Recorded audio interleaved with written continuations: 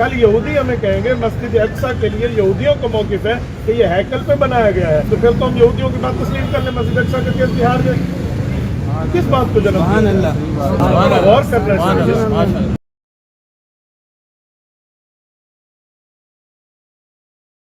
ज़रा में ये जिगर में ये जानान में ये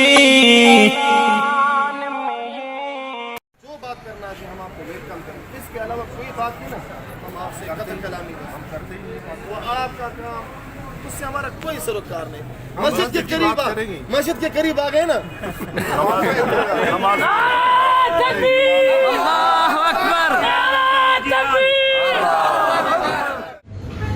जहाँ हुकूमत की जिम्मेदारी है कि वो अस्पताल की जगह फराम करे, पार्क की जगह फराम करे, थाने की जगह, कचहरी की जगह, अदालतों की जगह, वहाँ हुकूमत जिम्मेदारियाँ मस्जिद की जगह भी फराम करे। अगर इन हज़रात ने हमसे NOC की बात तय करके ये मस्जिद मदीना के नाम से बनवा के दे दी है और उसके बाद यहाँ तक मामला पहुँचा दिया है कि आप हमसे बिजली का बिल ले रहे हैं, आप हमसे गैस का बिल ले रहे हैं, पानी का बिल ले रहे हैं और आज नहीं साल से ले रहे हैं, आप उस मस्जिद को एक ही बात में यूँ ख़त्म करके कहें भी गैर कानूनी है और फलां है, तो ये बहुत बड़े नुकसान का पेशनामा है। हमें इस्लामी मुल्क में है और खुसूसन मौजूदा हुकूमत के जो मामलात हैं, मैं इन पर हैरान हूँ। कौमी असम्बली में सिर्फ जमीयत उलमा इस्लाम इस पर आवाज़ बनी है। मैं बाकी हज़रात से गुजारिश करूँगा कि आपने जिनको वोट दिया है, आप अपने कैंडिडेट्स को इस बात पर तैयार करें कि वो अल्लाह के घर के लिए बात करें। सिर्फ मुफ्ती महमूद का पोता और इनके ख़ानदान ने तो बात नहीं करनी, हम सब ने कलमा पढ़ा है, हम मस्जिद के मुहाफ़िज़ बने, हम मस्जिद के गिराने वाले न बने। एक सवाल आप मुकद्दर कलाम माज़रत, इस मामले के बाद हिंदुस्तान में बसने वाले बहुत से मुसलमानों के लिए या दीगर मुल्कों में जो मुसलमान ऑलरेडी मुश्किलात का शिकार हैं, उनके लिए मामला कितने मुख्तलिफ हो सकते हैं, क्योंकि ये जो तस्वीर जाएंगी, ये मंजर जाएंगे, तो लोगों की ज़िंदगी मज़ीद मुश्किल हो सकती है। बाबरी मस्जिद के मुतालिक हमारी रियासत का बयानिया ये है कि उसे गलत गिराया गया।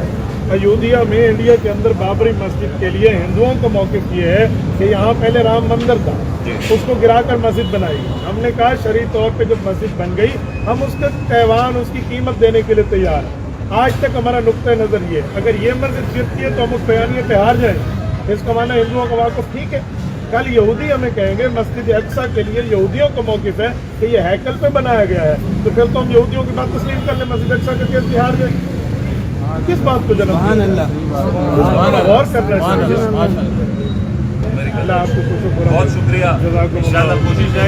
जी नाज़रीन, मदीना मस्जिद के यहाँ बाहर बिल्कुल उलमा कराम मौजूद हैं, इनसे गुफ्तगू करेंगे और कानूनी नुक्ता नज़र क्या है इनका और इन्होंने अब तक क्या कानूनी चाराजोई की है मदीना मस्जिद के हवाले से। जो सुप्रीम कोर्ट कराची रजिस्ट्री में फ़ैसला आया था, इस हवाले से बात करेंगे। मौलाना मोहम्मद ग़ियास साहब सेक्रेटरी मालियात हैं जमीयत उलमा इस्लाम से, इनका ताल्लुक़ है, आपसे बात करेंगे। सर बहुत शुक्रिया, आपके वक्त के लिए मशकूर हैं। फरमाइएगा, जो सुप्रीम कोर्ट कराची रजिस्ट्री में फ़ैसला आया उसमें मुख्तलिफ़ उलमा कराम ने अपनी अपनी राय का भी इजहार किया, उसके बाद गम गुस्सा भी देखने में आया, जो कि एक नेचुरल था, आना भी था। इस पे कानूनी चाराजोई अब तक आपकी जानिब से कोई वकील मुख्तस किया गया है, उसने क्या अब तक कानूनी चाराजोई की है? बिस्मिल्लाहिर्रहमानिर्रहीम। सबसे पहले मैं आप हज़रात की आमद पर आपको खुशामदीद कहता हूँ और आप हज़रात का शुक्रगुज़ार हूँ और आपके लिए दुआगो हूँ कि आप इस जामे मस्जिद मदीना तारिक रोड की आवाज़ आवाम तक पहुँचा रहे हैं। मेरे साथ हमारे मेहमान हैं KPK से तशरीफ़ लाए हुए इसी मौजू पे, इसी एजेंडे पे हज़रत मौलाना अब्दुल वाहिद कुरैशी साहब दामत बरकातुहुल आलिया। जहाँ तक आपने सवाल किया कि कानूनी लिहाज से आप हज़रात ने अभी तक क्या किया है, क्या कर रहे हो, अल्हम्दुलिल्लाह तमाम कानूनी तकाज़े पहले भी हमने पूरे किए थे, तमाम डॉक्यूमेंट्स अल्हम्दुलिल्लाह हमारे मुकम्मल हैं, तमाम दस्तावेज़ात मुकम्मल हैं। अल्लाह के फजल करम से कहीं किसी जगह कोई इबहाम नहीं है, किसी जगह कोई पेचीदगी नहीं है, लेकिन इसके बावजूद भी हमने सुप्रीम कोर्ट के इस आर्डर को रोकने के लिए वकला इकराम का पैनल तैयार किया है। वकला हज़रात का पैनल और उनकी टीम ये इस्लामाबाद भी जा चुकी है, आज भी अल्हम्दुलिल्लाह इनकी पेशी है, सुप्रीम कोर्ट गए हुए हैं। तो अदालती लिहाज से कोई किसी किस्म की कमी हम नहीं छोड़ रहे और न कोई कसर हमने छोड़ी और न छोड़ेंगे इंशाअल्लाह। न फ़िलहाल हम उम्मीद की बात कर सकते हैं, न यकीन की बात कर सकते हैं, न शक की बात कर सकते हैं। अदालत अगर इस तरह के जज्बाती फ़ैसले करेंगे और अगर इस तरह के اجرت پسندی سے کام لیں گے اور کسی کے کہنے پر اتنی بڑی عدالت اگر ایک دم فیصلہ سنائے، اب ہمیں بتایا جائے کہ اب سپریم کورٹ کے خلاف ہم کس کے پاس جائیں؟ یعنی لیس الشدید بالسرعہ انما الشدید الذی یملک نفسه عند الغضب. اب ایک طرف سے پالوان سپریم کورٹ اور دوسری طرف سے ہیں آپ کا سٹی کورٹ کا کوئی وکیل، ان دونوں کو اگر مقابلے میں کھڑا کیا جائے تو جو سٹی کورٹ کا جو وکیل ہے اس کو تو ایسے پچھڑا جائے گا کہ اب اس کو نام و نشان نہیں رہے گا.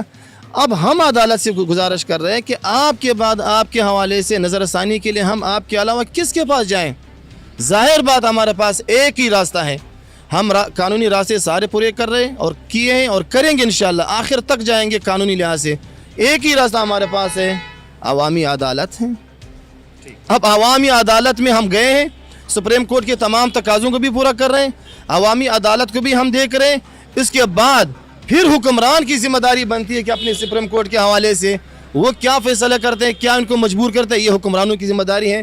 اور خاص کر صوبہ سندھ کے حکمران، یہاں کے وزیر اعلیٰ محترم جناب سید مراد علی شاہ صاحب کی ذمہ داری بنتی ہے کہ وہ ان چیزوں کو دیکھ لے، کہیں خدا نخواستہ نقص امن کا مسئلہ کھڑا نہ ہو. مفتی صاحب یہاں موجود ہیں، عبدالواحد صاحب. تو سر آپ کام کے لیے آئے خصوصی مدینہ مسجد کے بعد جو سپریم کورٹ کا فیصلہ ہے اس کے بعد آپ تشریف لائیں اس کے لیے، تو آپ علماء کرام، تمام مکاتب فکر کے علماء کرام سے آپ کیا توقع رکھتے ہیں کہ وہ اس پہ یک زبان ہیں اس سارے معاملے پہ کہ مسجد جو ہے وہ کسی صورت شہید نہیں ہونی چاہیے؟ سب سے بنیادی اور پہلی بات کہ علماء کرام کے اندر اس مسئلے میں کسی قسم کا کوئی اختلاف موجود نہیں ہے. اللہ کا گھر جو ہوتا ہے، جب وہ ہم اللہ کے گھر کو دے دیا تو وہ اللہ کی ملکیت میں آ گیا. اس کے لیے بلا تفریق مذہب، بلا تفریق مسلک ہم اس پر ایک ہیں کہ اللہ کا گھر بن جائے تو وہ اللہ کا گھر ہوتا ہے. بلکہ احتیاط تو ہمارے اکابر بزرگوں نے فتاوی میں یہ لکھ دی ہے کہ اگر کسی جگہ زمین پر اللہ کا گھر بنا دیا جائے اور کوئی غاصب اگر کسی کا زمین غصب کر کے بناتا ہے تو غاصب کو جیل میں ڈالو، لیکن اس کا تیوان ادا کر کے اس کی جگہ اللہ کے گھر کو قائم رکھا جائے. غاصب اگر کوئی اس کی آڑ میں کوئی دکانیں بنی، ہم اس کے لیے بات نہیں کر رہے، کوئی گھر بنے ہم اس کے لیے نہیں کہہ رہے، ہم اللہ کے گھر کے لیے بیٹھے ہیں، نہتے بیٹھے ہیں، پرامن بیٹھے ہیں، ہمارا قانونی آئینی حق لے کر عوامی عدالت میں بیٹھے ہیں. اور اس مسئلے پر جملہ علماء کرام کی ایک آواز ہے. کریں گے کیا، لاہ عمل کیا ہوگا؟ حضرت ہم عوامی عدالت میں بیٹھے ہیں، ہماری مسجد کی اینٹ بعد میں گرے گی، ہماری جان اس پر پہلے پیش ہوگی انشاءاللہ، یہ طے ہے. ہم ایک معاملے کو سیریس دیکھ رہے ہیں، اس معاملے پر یک آواز ہے تو ہم بیٹھے ہوئے ہیں، ہم نہتے ہیں، ہم نے کوئی ان کے خلاف ایکشن نہیں لینا، کوئی اس کے کلاشن کوف کلچر کی بات نہیں ہے. ہم اپنی جان لے کر بیٹھے ہیں. آپ دیکھیں اللہ کے گھر میں درویشوں کی طرح بیٹھے ہیں، پہلے ہمارے اوپر بات آئے گی، بعد اللہ کے گھر پر آئے گی. جی ناظرین، مدینہ مسجد کے حوالے سے جو سپریم کورٹ کے احکامات ہیں، پوری سچویشن سے آپ کو آگاہ کیا، اور جو علماء کرام یہاں پر موجود ہیں ان کی سے بھی ہم نے گفتگو کی، ان کی کیا رائے ہے. ان کا یہ کہنا ہے کہ اگر قانونی چارہ جوئی کے بعد بھی ہماری بات نہیں سنی جاتی تو پھر عوامی عدالت ہے، اور ہمارا آخری آپشن ہمارے پاس یہی ہوگا کہ ہم عام کی طرف جائیں. اور اگر وہ ایک اینٹ بھی لاتے ہیں جس طرح کے مفتی عبدالواحد صاحب نے فرمایا، ان کا کہنا تھا تو پھر پہلے انہیں ہماری جان لینا ہوگی، پھر وہ مسجد کی طرف بڑھ پائیں گے. اور ان کا یہ بھی کہنا تھا کہ تمام مکاتب فکر جو ہیں وہ اس پہ اگری ہیں، متفق ہیں کہ مسجد کو شہید نہیں کیا جانا چاہیے. البتہ یہ اب سپریم کورٹ کراچی رجسٹری میں اگلی سماعت پر پتہ چلے گا کہ اس حوالے سے کیا فیصلہ ہوتا ہے. البتہ جو 1200 گز پچھلے مسجد کے پیچھے کا ایریا تھا وہ مکمل طور پر مسمار کر دیا گیا ہے. وہاں جو کچھ بھی موجود تھا، چاہے وہ 10 دکانیں ہوں، کلب ہو یا ایک مدرسہ تھا، اسے مکمل طور پر مسمار کر دیا گیا اور اسے اب دوبارہ پارک میں تبدیل کیا جائے گا. البتہ مدینہ مسجد کے حوالے سے ابھی فیصلہ نہیں ہو سکا ہے. عرفان حیدر کو PCHS طارق روڈ سے اجازت دیجیے. اللہ نگہبان. تبارك الذي نزل الفرقان على عبده ليكون للعالمين نذيرا.